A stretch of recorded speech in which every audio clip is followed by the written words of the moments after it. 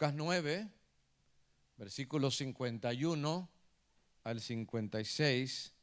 Voy a darle lectura en el nombre del Padre, del Hijo y del Espíritu Santo. Dice así la palabra. Cuando se cumplió el tiempo en el que había de ser recibido arriba, afirmó su rostro para ir a Jerusalén y envió mensajeros delante de él, los cuales fueron y entraron en una aldea de los samaritanos para hacerle preparativos. Mas no le recibieron porque su aspecto era como de ir a Jerusalén. Y viendo esto, sus discípulos Jacobo y Juan dijeron: Señor, ¿quieres que mandemos que descienda fuego del cielo, como hizo Elías, y los consuma? Entonces, volviéndose él, los reprendió diciendo: Vosotros no sabéis de qué espíritu sois, porque el Hijo del Hombre no ha venido para perder las almas de los hombres, sino para salvarlas. Y se fueron a otra aldea. Llegan momentos importantes en nuestras vidas cuando es necesario tomar una decisión determinante. Creo que la mayoría, si no cada uno de nosotros, nos ha pasado así. Por ejemplo, cuando tenemos que decidir a qué nos vamos a dedicar después de que terminan los años del estudio. Cuando de repente tenemos que decidir en qué emplearnos o dónde vivir. O cuando el joven tiene que decidir con quién debe de casarse. Son decisiones que son de bastante cambio en la vida, decisiones que no se pueden evitar, decisiones que cada uno de nosotros pasa. Nuestro Señor Jesucristo había llegado a un momento importante y determinante en su vida. Y nos dice la palabra de Dios, si vamos al Evangelio de Lucas, en los primeros 4 capítulos se nos presenta, se nos introduce a la persona de Jesucristo como el Hijo del Hombre. Eso no significa que como Hijo del Hombre, eso está hablando exclusivamente de su calidad en calidad de ser humano. El Hijo del Hombre, por ejemplo, en el libro de Daniel, en el Antiguo Testamento, habla de su divinidad. Pero bueno, se nos presenta en esos 4 capítulos. Y después, del capítulo 4 al capítulo 9, se nos habla acerca del ministerio de Jesucristo, que se lleva en su mayoría su ministerio en Galilea, que está al norte del país de Galilea. Luego después, a finales del capítulo 9 hasta el capítulo 19, lo que vemos es el rechazo que la gente le mostró a nuestro Señor Jesucristo. Y hoy estamos en esa parte donde se trata acerca del tema del rechazo, pero especialmente el rechazo de los samaritanos ante el Señor Jesucristo. Entonces, ahora llega un momento de cambio en la persona de Jesucristo. Y mire lo que dice el capítulo 9, versículo 51. Cuando se cumplió el tiempo en que él había de ser recibido arriba, afirmó su rostro para ir a Jerusalén.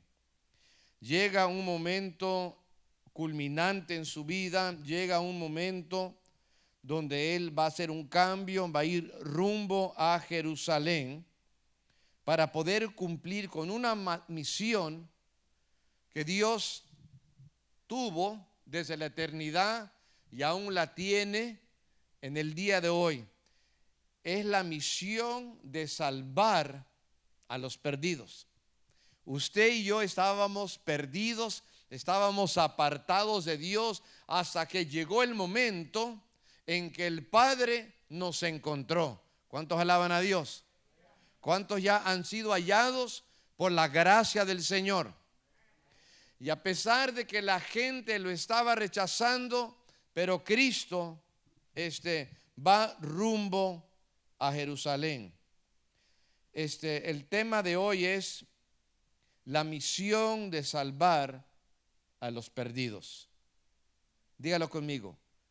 La misión de salvar a los perdidos.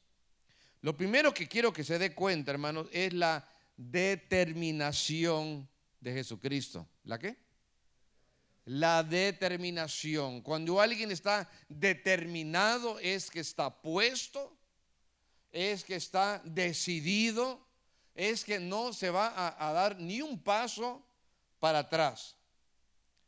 Dice la palabra de Dios que se había cumplido el tiempo en que Él había de ser recibido arriba. ¿Qué significa eso de que Él iba a ser recibido arriba? Algunos han pensado que eso trata de que cuando Él es levantado, ¿verdad? Por ejemplo, San Juan 3:14 dice cuando Él es levantado y atraería a todos los hombres a Él, hablando de su crucifixión.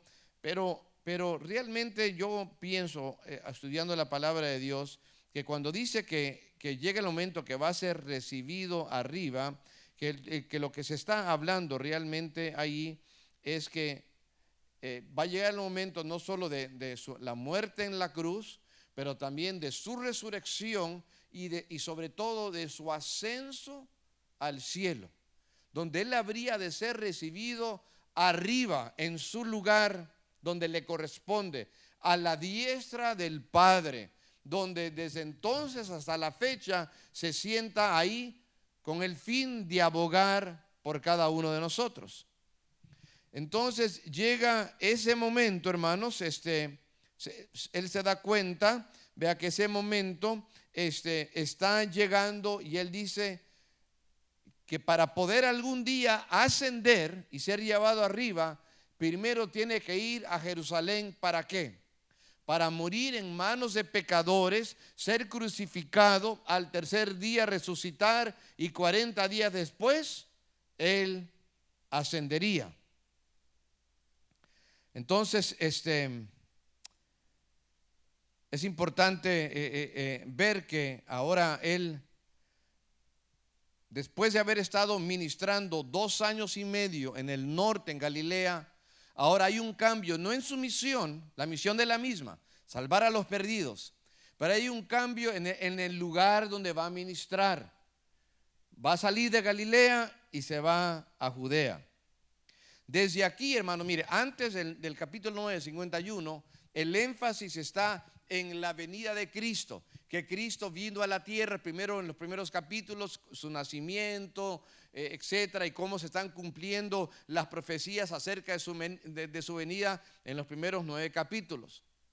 Pero en el capítulo 9, 51 adelante, el énfasis ya no es en su venida, el énfasis es ahora en su ida, es decir, en su regreso a su lugar donde Él tiene el derecho y la autoridad de estar. Me refiero allá en el cielo, aleluya. Todo esto porque Cristo estaba resuelto, estaba decidido, determinado de que era bien importante buscar y salvar lo que se había perdido. Alabado sea Dios.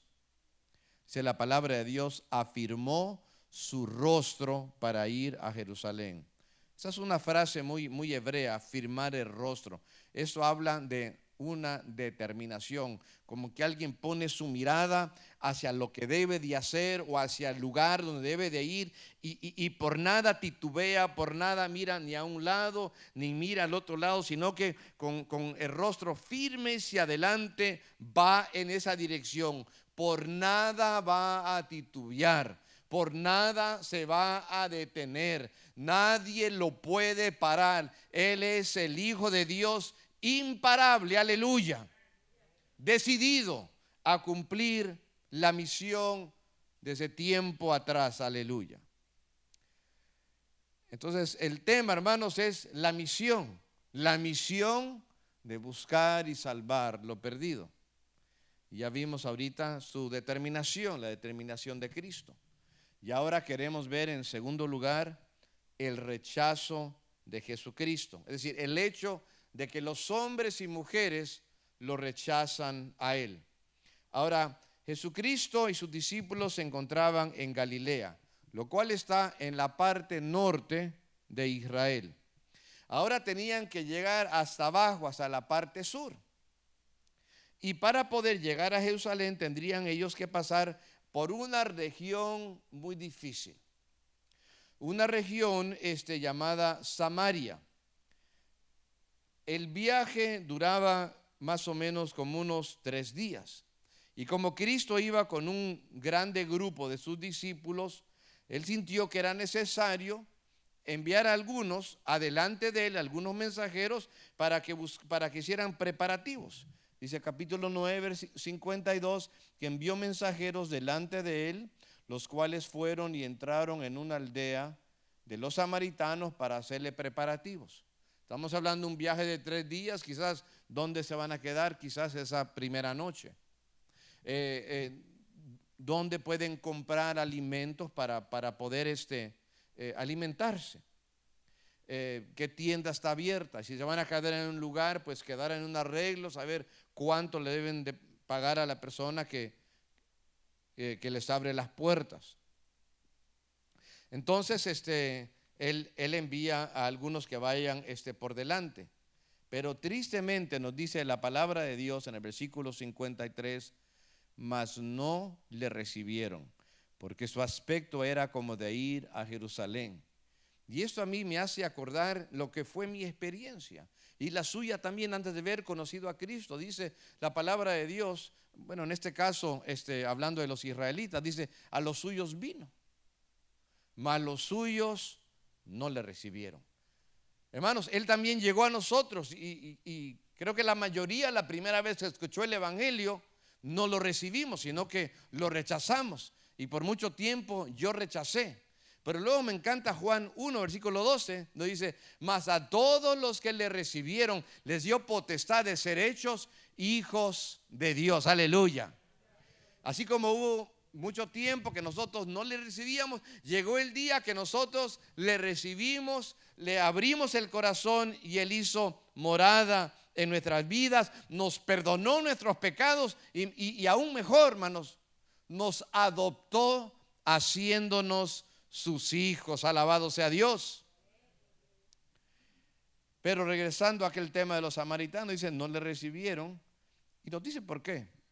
Porque su aspecto era como de ir a Jerusalén. Poco a poco había más y más oposición al ministerio de Cristo allá en Galilea. Al principio, hermanos, ese primer año que Él ministró, hermanos, él era popular, era conocido, la gente se estaba convirtiendo. Pero conforme va pasando el tiempo, los líderes israelitas se le van oponiendo y están poniendo a varios de la multitud en contra de Él.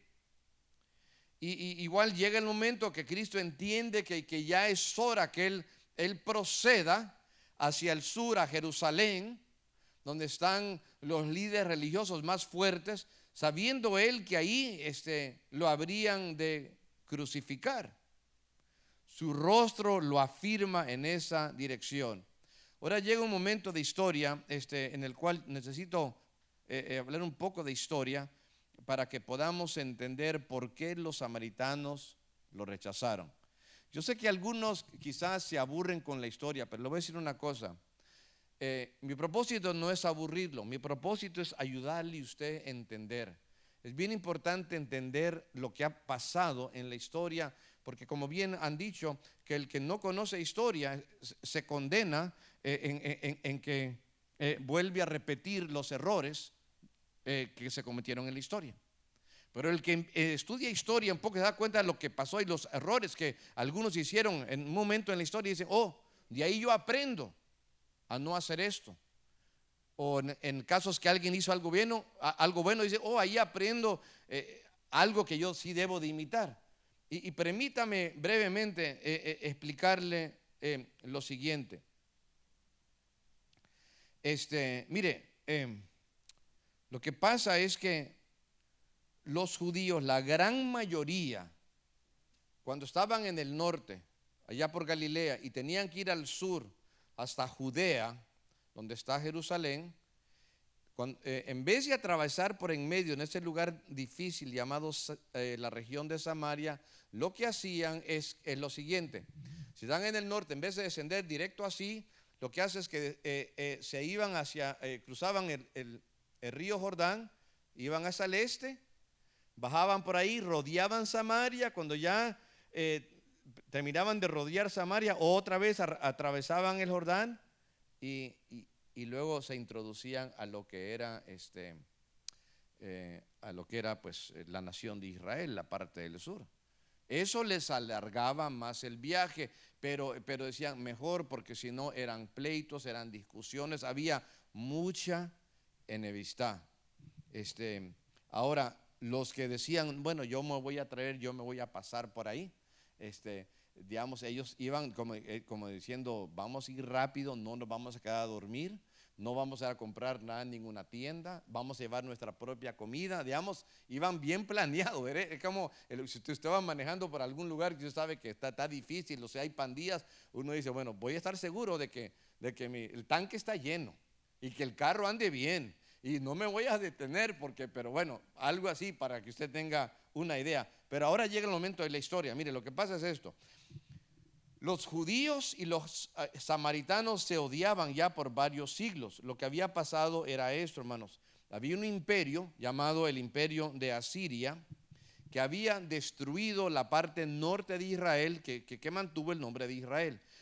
Al norte estaban 10 tribus y al sur habían 2 tribus. ¿Por qué estaba dividido esa nación, que era una total de 12 tribus? Porque después de que muere un gran rey llamado Salomón, sube su hijo a reinar, y el hijo le faltó sabiduría en arreglar un problema y se le dividió. Se le dividió el reino. El hijo quedó con las 2 tribus del sur, y los que se rebelaron contra él fueron las 10 tribus del norte. Y uno diría, bueno, entonces los del norte que retuvieron 10 tribus ganaron, ¿verdad? Pero no, realmente no fue así. Porque ellos, lo que pensaron, hermanos, ellos se empiezan a apartar de Dios primeramente. Fíjese que el templo, ¿dónde quedaba? En el sur. Y Dios decía que 3 veces al año todo israelita tenía que llegar al templo a hacer adoración y hacer sacrificios a Dios. Entonces, y los del norte, pues algunos viajaban al sur, pero el rey del norte pues no le gustaba que los que eran ahora sí de su reino fueran al sur a ir al templo. Entonces él dice, bueno, para que no se me vaya la gente, yo voy a plantar mi propio templo aquí en el norte. Y para que no se vean con los sacerdotes del sur, yo voy a establecer un propio grupo de sacerdotes en el norte. Plantó un templo y levantó un grupo de sacerdotes que Dios no le había dicho que hicieran. Entonces, hermanos, desde ahí ya le estaban fallando a Dios. Bueno, regresando a lo de Asiria, llega este imperio Asiria, Dios le permite llegar y llevan cautivo a la gente de los 10 reinos, de los 10 tribus del norte, y los lleva, hermanos, y los dispersa en diferentes naciones, porque Asiria tenía muchas grandes secciones del mundo. De aquel entonces los tenían conquistados y colonizados, y va y los reparte con el fin de que se casen con gente que son de naciones paganas, que adoran a ídolos y cosas por el estilo, y gente que vivía, gentiles en esas áreas. Los asirios los vienen y los traen aquí a Samaria, y ellos vienen y se casan con los israelitas que han quedado en el norte. Y cuando ellos vienen, traen sus ídolos, traen su mala doctrina, bueno, entonces ya no es una raza que es pura hebrea, sino que es una mezcolanza, y de ahí vienen los samaritanos. Entonces estaban sumidos en idolatría, hermanos, y no solo eso, hermanos, ellos, los samaritanos, ellos, como estaban en contra de los del sur, y estaban en contra que en el sur hubiera un templo, entonces, y como el rey David, pues él había sido del sur, entonces ellos solamente aceptaban los 5 primeros libros de la Biblia: Génesis, Éxodo, Levítico, Número, Deuteronomio. Ellos aceptaban lo que se llama el Torá o el Pentateuco, pero no aceptaban todas las cartas, todas las profecías, que Jeremías, Isaías, nada de esto, los salmos, proverbios, nada de eso. Porque ahí se veía, hermanos, digamos, cómo Dios usaba a los profetas, y luego David, pues que era del sur, etcétera, rechazaban todo eso. Entonces era diferente doctrina, se odiaban el uno al otro. Entonces, ahora pasó esto, llegó el tiempo que las dos tribus del sur, lo que es Judá, también fueron llevados en cautiverio, no por Asiria, pero después que se levanta otro imperio llamado Babilonia, y Babilonia viene y lleva a la gente de las dos tribus del sur y los lleva cautivos hacia Babilonia. Bueno, duran ahí ¿cuánto tiempo? 70 años, porque así fue la palabra que Dios le dio a Jeremías. Terminando los 70 años, regresan ellos a Judá, a la provincia de Judá, allá en Jerusalén. ¿Y qué empiezan a hacer? Empiezan a levantar, de nuevo reconstruir el templo. Y pasa lo siguiente, cuando ellos regresan ahí, ¿sabe quién habitaba por ahí en Jerusalén? Habían samaritanos. Y los samaritanos le dicen a los judíos, le dicen, estamos hablando del tiempo de Esdras y de Nehemías, les ayudamos a reconstruir la ciudad y no sé qué tanto. ¿Y qué hacen los judíos? De ninguna manera, los samaritanos no confiaban en ellos, eran otra doctrina, eran traidores, eran mundanos. Entonces los samaritanos pues se encienden y son grandes enemigos de ellos. Había mucha desconfianza sobre ellos. Ellos han hecho su propio templo en el monte Gerizim. ¿Se acuerdan San Juan capítulo 4? La mujer samaritana hablando con Cristo le dice, oye, pero ¿cómo es que tú hablas conmigo, tú siendo un judío y yo samaritana? Los judíos dicen que se debe de adorar en Jerusalén y nosotros en Gerizim, ¿verdad? Esa era la conversación que se estaba dando entre Cristo y la mujer. Bueno, eso es la historia.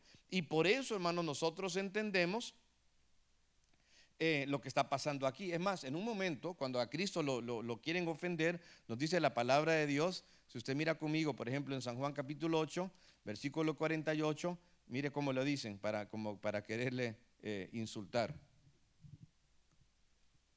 Respondieron entonces los judíos y le dijeron, gente que no quiere aceptar a Cristo, ¿no decimos bien nosotros que eres un samaritano y que tienes demonio? Si llámalo un samaritano, ya lo ofendiste, ¿verdad? Entonces, regresando ahora a la historia de Lucas capítulo 9, Cristo está por pasar por Samaria, ha enviado a algunos que vayan adelante, que hagan los preparativos, pero no le reciben. ¿Por qué? Porque su aspecto era como de ir a Jerusalén. Vea, como decían, lo veían, no. Él es un judío, les escuchan hablar en su lengua, ven la manera que están vestidos, ve que es gente que va a ir a Jerusalén, gente que va a ir a buscar de Dios, y dicen, no le vamos a echar la mano, no le vamos a dar hospedaje, no le vamos a dar de comer para que pase por aquí y vayan a su templo de ninguna manera, ¿verdad? Entonces dicen no. Ahora, algunos han dicho, bueno, quizás los samaritanos no sabían quién era Jesucristo. Es decir, quizás no lo estaban rechazando de una manera personal, quizás ni sabían de su poder o de su mensaje, pero por ignorantes lo rechazan, su persona y su obra, más que nada porque tenían ese prejuicio, tenían ese racismo. Y al rechazarlo, ¿sabe lo que está pasando, hermanos? Como que es una sombra de que mucha gente habría de rechazar a Cristo. Es decir, los samaritanos rechazaron a Jesucristo cuando mandaron a que lo crucificaran. Los líderes judíos rechazaron a Jesucristo, asegurándose de que hubiera una crucifixión. Los gentiles rechazaron a Cristo, llevando a cabo la crucifixión, los soldados clavándolo en la cruz, ¿vean? Con el permiso expreso de Pilato, aunque se haya lavado las manos. A modo de que no solo los samaritanos, pero los israelitas, los judíos, los gentiles, todo el mundo lo ha rechazado. Entonces, es importante que nosotros estemos seguros de que no lo hayamos rechazado. En un pasado lo rechazamos, pero qué importante que usted esté seguro de que usted es salvo, de que usted está en la fe, de que usted no está contado entre aquellos que todavía lo rechazan. ¿Cuántos salvos hay aquí? Aleluya. Y si no está seguro, Entonces, reciba a Cristo. Asegúrese de que usted es de aquellos que lo han recibido. Tercero que quiero que nos demos cuenta en esta prédica es la petición que le hacen a Cristo. La petición a Cristo está en el versículo 54. Entonces, ya que esto pasa después de que le dicen que no lo reciben porque se dan cuenta que está yendo rumbo a Jerusalén, entonces dice, viendo estos sus discípulos, Jacobo y Juan. Esa era, mire, estaba Pedro, Juan y Jacobo. Era el círculo íntimo, los tres más íntimos con el Señor, de los 12. Aquí están dos de los tres, Juan y Jacobo, que dijeron, Señor, ¿quieres que mandemos que descienda fuego del cielo como hizo Elías y los consuma? Vaya, enojones, ¿verdad? Como que sí, tenían celo por el Señor, pero vaya, cuidado con ellos, se enojaban y de repente querían irse a un extremo. Juan y Jacobo, hermanos, mire, si usted va en Lucas capítulo 9, en el mismo capítulo, versículo 28 al 36, está la transfiguración de Cristo. ¿Estaba quién? Pedro, Juan y Jacobo subieron al monte a orar. En lo que estaban orando, hermanos, dice la palabra de Dios que se le resplandece el rostro al Señor, un vestido blanco, resplandeciente, y después se aparece Moisés y Elías. Es decir, fueron bendecidos, fueron privilegiados. No cualquiera ve a Cristo transfigurado. Apenas estuvieron ahí. Pero ahora, hermanos, se sienten enojados, se sienten ofendidos, porque ellos pues amaban al maestro y lo querían defender. Entonces ellos sabían que Dios les habría de escuchar sus oraciones, y resulta que ellos le dicen, ¿quieres que pidamos que descienda fuego del cielo como hizo Elías y los consuma? Ahora, ¿esto de qué nos está hablando? Acompáñame a Segunda de Reyes capítulo 1.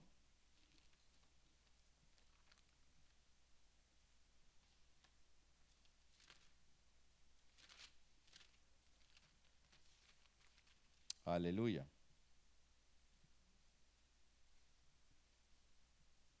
Mire cómo dice, voy a dar lectura, son 14 versículos, un poquito largo, pero no demasiado. Mire cómo dice. Después de la muerte de Acab, se rebeló Moab contra Israel y Ocosías cayó por la ventana de una sala de la casa que tenía en Samaria, y estando enfermo envió mensajeros y les dijo, id y consultad a Baal Zebub, dios de Ecrón, si he de sanar de esta mi enfermedad. Entonces Ocosías, vean, que es hijo de Acab, está pidiendo que se consulte no con Jehová, pero con un ídolo llamado Baal, que si va a sobrevivir. Versículo 3, entonces el ángel de Jehová habló a Elías, Tisbita, el profeta Elías, diciéndole, levántate y sube a encontrarte con los mensajeros del rey ¿de dónde? De Samaria. Y diles, no hay Dios en Israel que vais a consultar a Baal Zebub, dios de Ecrón. Es decir, pues hay Dios en Israel, que vas a pedirle a un ídolo y consultar. Por tanto, así ha dicho Jehová, del lecho en que estás, no te levantarás, le está hablando al rey, sino que ciertamente morirás. Y Elías se fue. Qué tremendo, más profeta de Dios, ¿verdad? Le va y le dice al rey, no te vas a levantar de la cama, estás a morir. No, sin titubeo ni nada, ¿verdad? Versículo 5, cuando los mensajeros se volvieron al rey, él les dijo, ¿por qué os habéis vuelto? Ellos respondieron, encontramos a un varón que nos dijo, id y volveos al rey que os envió y decirle, así ha dicho Jehová, no hay Dios en Israel que tú envíes a consultar al Baal Zebub, dios de Ecrón, por tanto del lecho en que estás no te levantarás, de cierto morirás. Entonces él les dijo, ¿cómo era aquel varón que encontraste y os dijo estas palabras? ¿Verdad? Y ellos le respondieron, bueno, entonces, porque ellos son los que vieron a Elías, y Elías le da el mensaje a ellos y ellos se le tienen que dar al rey, ¿verdad? Entonces el rey quiere asegurarse quién era, y como que él siente que ha de ser Elías, y dicen, ¿cómo es? Ellos le dicen, bueno, es un varón, versículo 8, que tenía vestido de pelo y, y ceñía sus lomos con un cinturón de cuero. Entonces él dijo, es Elías, Tisbita, este profeta. Luego envió a él un capitán de 50 con sus 50, el cual subió donde él estaba. He aquí que él estaba y sentado en la cumbre del varón, y el capitán le dijo, varón de Dios, el rey ha dicho que desciendas. Y Elías respondió y le dijo al capitán de 50, sí, yo soy varón de Dios. Perdón, si yo soy varón de Dios, descienda fuego del cielo y te consuma con tus 50. Y descendió fuego del cielo que los consumió a él y a sus 50. Maya, miren nada más, qué autoridad, va. ¡Fum! Vamos. Bueno, volvió el rey a enviar a él otro capitán de 50 con sus 50. ¿Usted quería ser el capitán? El segundo grupo de 50, ya supo que los primeros 50 quedaron achicharrados, ¿verdad? Fuego, consumido. Ahora, ¿quién quiere ir con los 50? Y él le habló y dijo, varón de Dios, el rey ha dicho, desciende pronto. Y el rey, y le respondió Elías y dijo, si yo soy varón de Dios, descienda fuego del cielo y consúmate con tus 50. Y descendió fuego del cielo y los consumió a él y a sus 50. Ya van 100, mano. Nada más habla Elías, ¿va? Versículo 13. Volvió a enviar al tercer capitán. ¿Alguien quería ser el tercer capitán? Nadie, ¿va? Ningún voluntario. Capitán de 50 con sus 50, y subiendo aquel tercer capitán de 50, se puso de rodillas delante de Elías y le rogó diciendo, varón de Dios, te ruego que sea de valor delante de tus ojos mi vida y la vida de estos tus 50 siervos. He aquí ha descendido fuego del cielo y ha consumido a los dos primeros capitanes de 50 con sus 50. Sea estimada ahora mi vida delante de tus ojos. Y ahora es cuando pues el ángel de Jehová le dice a Elías, desciende con él y no tengas miedo con él. Entonces, esta historia lo conocían. ¿Verdad? Lo conocían los discípulos del Señor. Es el mismo Dios y puede consumir y tiene autoridad pues para hacerlo. Es más, en otra ocasión, otro profeta estaba en un lugar y habían muchachos, digamos adolescentes, que lo vieron que el profeta estaba calvo. Se estaban burlando de él. Mira, ahí va el calvo, el calvo, el calvo. ¿Sabe lo que pasó, hermanos? Dios, entonces, por la palabra del profeta, envió unos osos por ahí, hermanos, que les quitó la vida a los muchachos. Imagínense nada más. Horrenda cosa es caer en las manos de un Dios vivo.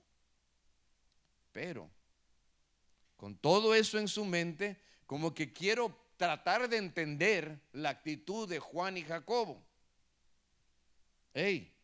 No están recibiendo al Señor. Si hubo castigo para aquellos que se oponían a Elías, ¿a poco no va a haber castigo para aquellos que se oponen al Señor Jesucristo? Pero Juan y Jacobo se les había olvidado lo que Cristo había enseñado anteriormente en Lucas capítulo 6. Mire lo que dice Lucas capítulo 6, versículo 27.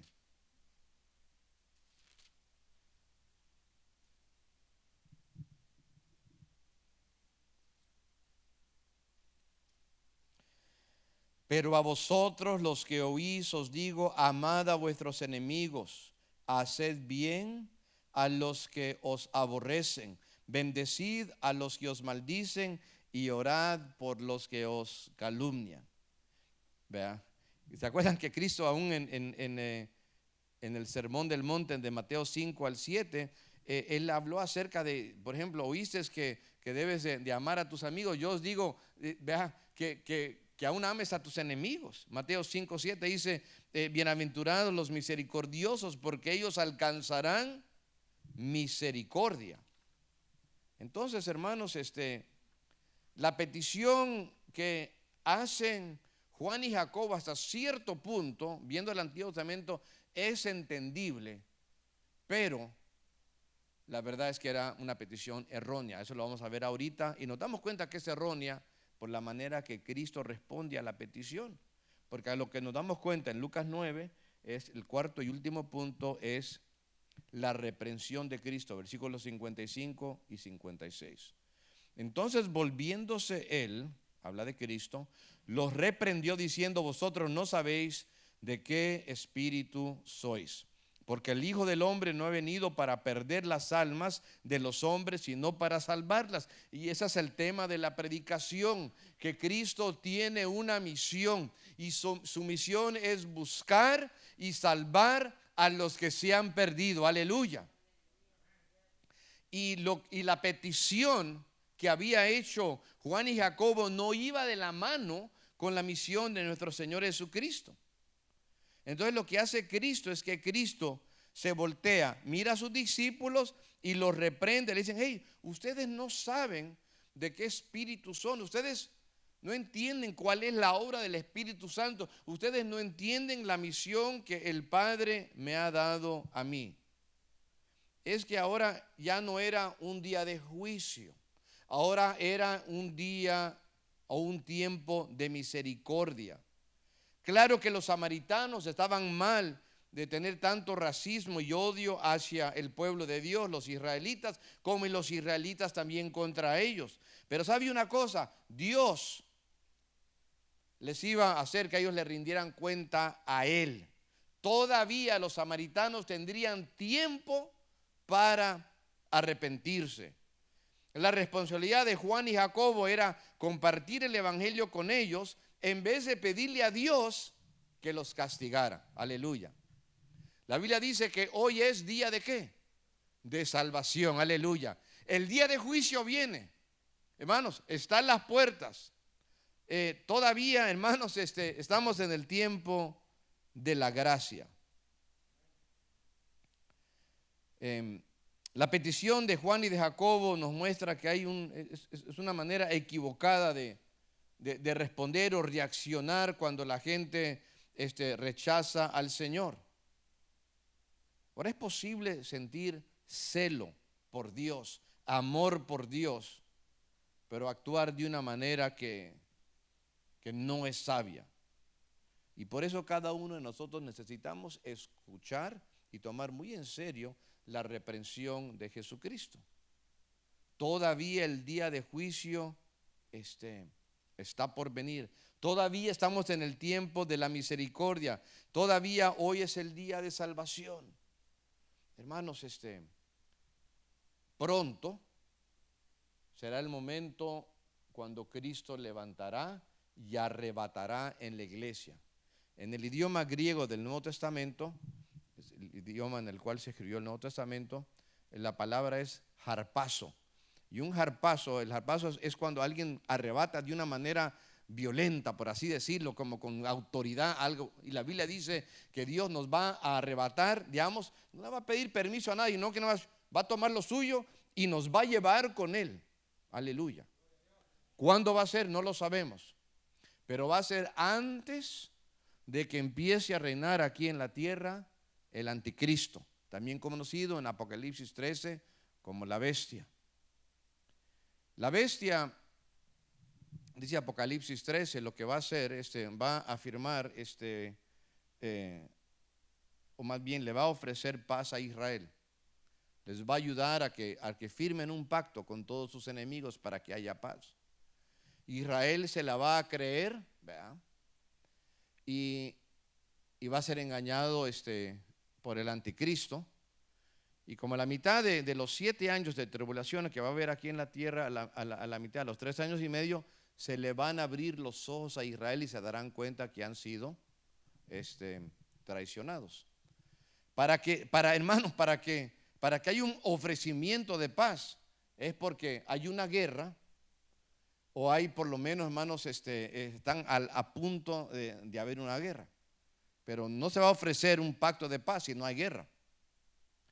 Mire, alguien hacía esta pregunta: ¿será que la iglesia va a ser arrebatada antes de la tercera guerra mundial?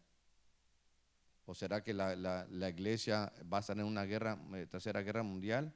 Mire, le digo una cosa. Si llega a haber una guerra mundial, una tercera guerra mundial, lo seguro es que van a haber bombas nucleares porque ya hay suficientes países que tienen bombas nucleares.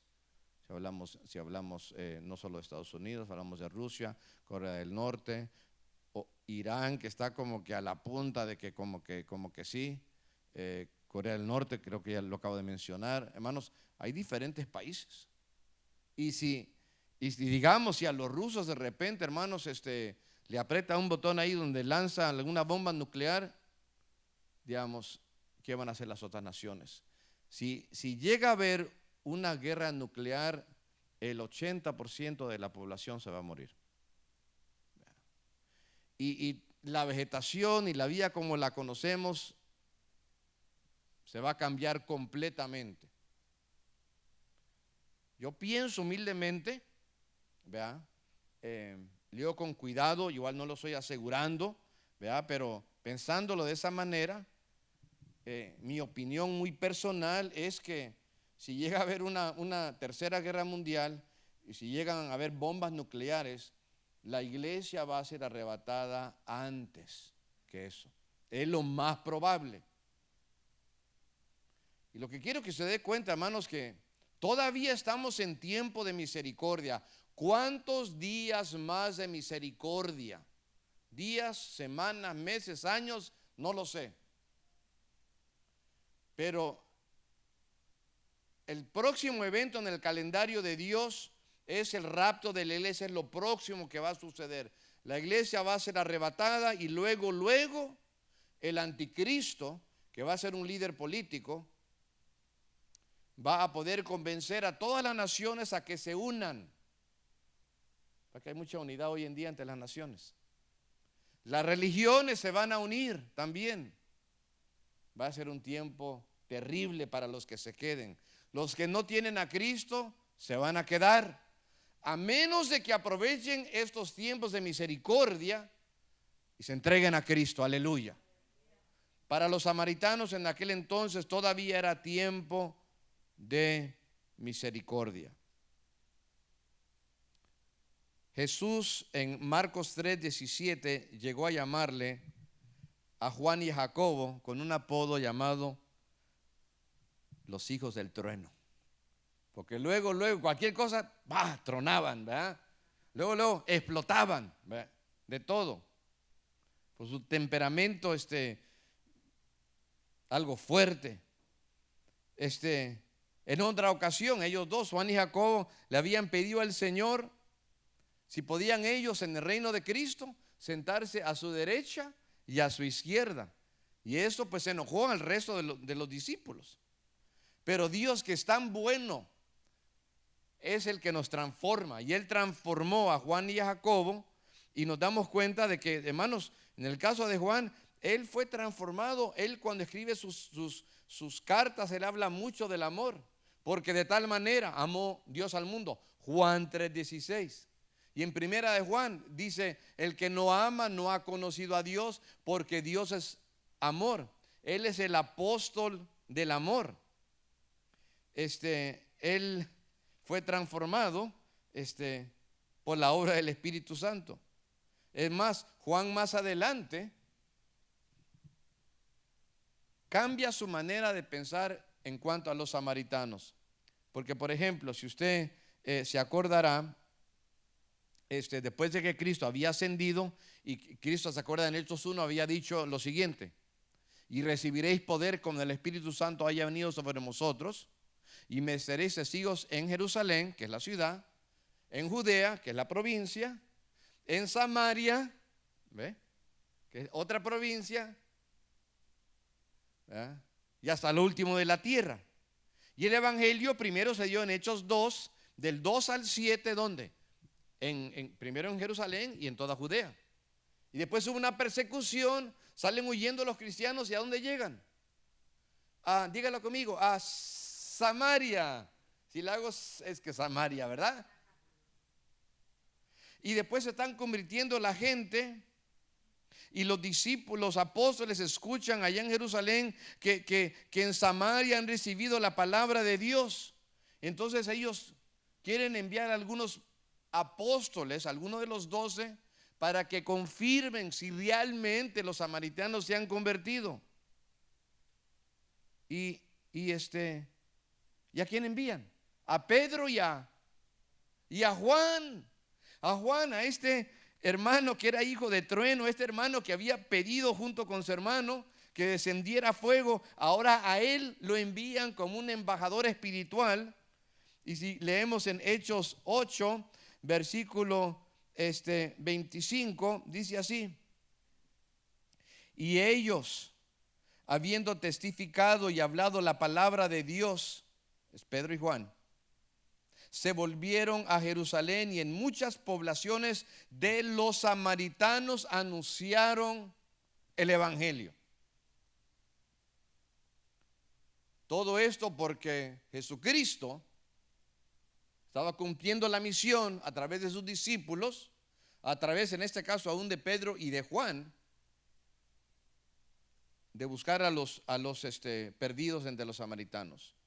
Dios transformó a Juan de ser un pleitista a ser una persona de amor. Hermanos, ¿cómo es que Cristo ha cambiado este mundo? Hermano,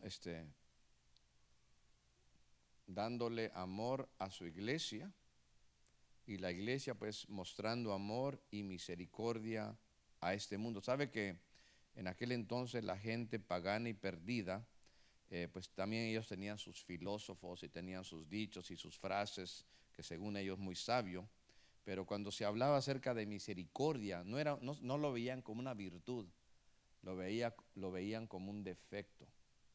Como que si alguien sentía misericordia por otra persona, la gente del mundo decían: oh, eres débil, eso es un error que tú tienes, está mal, ¿verdad? Pero llegan los cristianos que van en contra de lo que enseña la cultura del mundo y dicen: no, la misericordia no es una debilidad, al contrario, es una virtud, muestra que tienes amor, y en este caso el amor de Dios. Cristo iba rumbo a Jerusalén y él no iba a esquivar a los samaritanos, porque también para ellos tenía un plan. Alabado sea Dios. ¿Verdad? Porque Dios vino a salvar, hermanos, a los israelitas y a los samaritanos, a los asiáticos, también a los africanos, a la gente europea, a las personas de las Américas, tanto el norte, el centro, como el sur. La Biblia dice que en el cielo la gente le va a adorar de toda tribu, de toda lengua y de toda nación. Alabado sea Dios. Y si Dios tiene este amor para con la gente que quiere salvar a los que se han perdido, nosotros también, hermanos. Nosotros tenemos una gran responsabilidad en el tiempo que nos resta, antes de que la iglesia sea arrebatada, a mostrarle misericordia a la gente, invitarles a que conozcan a nuestro Salvador. Nuestro Salvador murió en una cruz, en una dura cruz, extendió sus manos, derramó su sangre, y ahí, hermanos, Él tomó la paga, el castigo que nosotros merecíamos. La deuda moral que teníamos para con Dios, Él la satisfizo muriendo por nosotros. Si no te has entregado a Cristo, entrégate hoy, Dios te ama. Todavía estamos a tiempo. Hoy es día de salvación. No endurezcas tu corazón si hoy escuchas su palabra. El Señor está aquí, aleluya. Estamos a tiempo. Qué bueno que Él fue a Jerusalén. Qué difícil, ¿verdad?, para Él ser separado del Padre y una muerte tan cruel. Pero no había de otra. Él nos rescató de cualquier juicio de un fuego. Él nos rescató del castigo del pecado y de una destrucción eterna allá en el lago de fuego, el día que nos entregamos a Él. Aleluya. Él nos ha regalado el perdón, no por lo que nosotros hayamos hecho, sino porque por su misericordia hemos creído en Él. Él lo ha logrado. El Señor está aquí. Le voy a invitar a que cierre sus ojos. Mis hermanos del Ministerio de Alabanza pueden pasar y vamos a hablar con Dios. Vamos a pedirle a Dios que Él tenga misericordia de lo que se ha perdido. Así como estás con tus ojos cerrados, quiero que pienses en Dios. Piensa en la palabra que acabo de predicar. El Señor se interesa en tu vida. Si tú todavía no te has entregado a Cristo, entrégate ahora. Entrégate a Cristo. Él te ama. Él entregó su vida por ti. Él pagó el precio de tu maldad, de tus pecados, como también de los míos. ¿Habrá alguno en esta tarde que quisiera recibir a Cristo? ¿Habrá alguno? ¿Habrá alguno que diga: yo necesito a Dios, yo necesito alcanzar ese perdón? Aquí está el Señor. Si gustas pasar adelante, te invito, acércate al altar, habla con Él. Si tienes una necesidad, hay gente, amado hermano, a quien tú le puedes hablar, le debes de hablar, porque los tiempos se están acortando. Hay gente que está perdida. Dios se preocupa por ellos y te toma en cuenta, quiere usar tu vida. Aprovecha la oportunidad de bendecir y de mostrar misericordia. Invítalos a la casa de Dios, invítalos a conocer del Evangelio. Aquí está el Señor. Si Dios ha hablado a tu vida, deja tu lugar, acércate al altar, habla con el Todopoderoso. Aleluya. Gracias, Dios. Quiero orar por ti. Gracias, hermano.